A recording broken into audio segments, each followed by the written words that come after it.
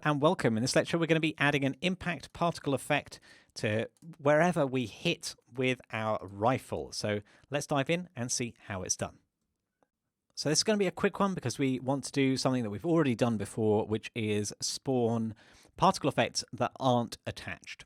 Now, we know that this is going to be using the uGameplay statics again, and let's go ahead and open up that header file. So gameplay statics.h. And we want to search for the spawn emitter within here.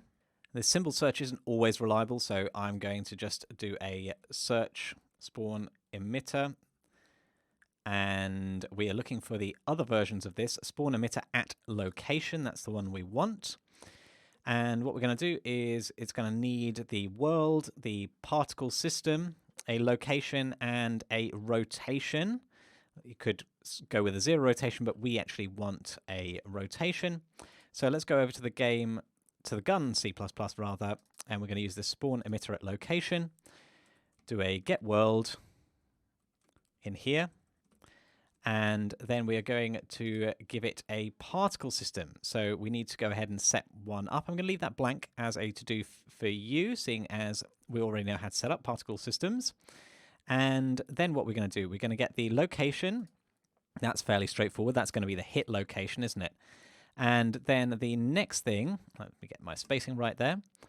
Then the next thing is going to be the rotation. Now, this is slightly more complicated.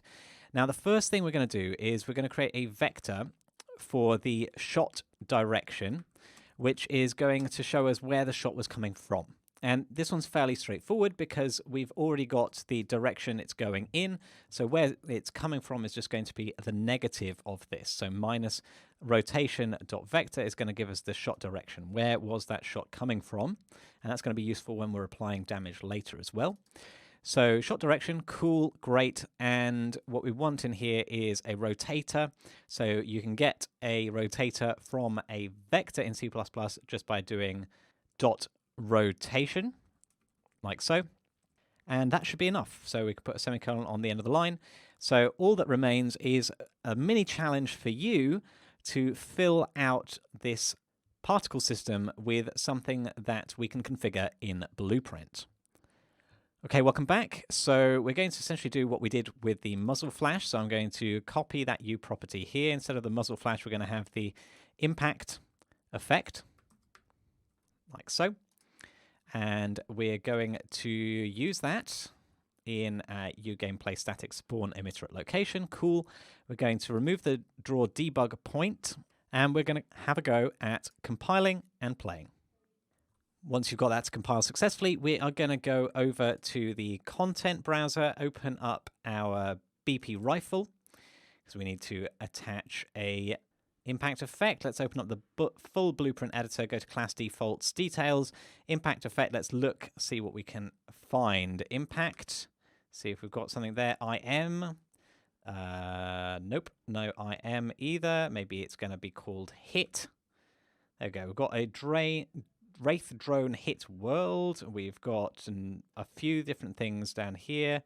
And I think we can also choose some stuff from the shooter game asset pack. So if we go back to the content browser, asset packs, shooter game, weapons, not weapons, sorry, the effects, and then particle systems, and then weapons, assault rifle, impacts. Here we've got the IH, impact hit or something. So we can, I think I'm going to be using that one. So IH is what I'm going to search for, assault rifle. That'll be my impact effect. I quite liked that one in testing. So we're going to go Alt-P. But you can try out the other impact effects and try and hit a wall. There you go. When I hit the wall, you can see the impact effect being spawned off of it. So I'm very happy with that result. In the next lecture, we're going to be dealing damage to actors that we place around the world. Very exciting. So I will see you there.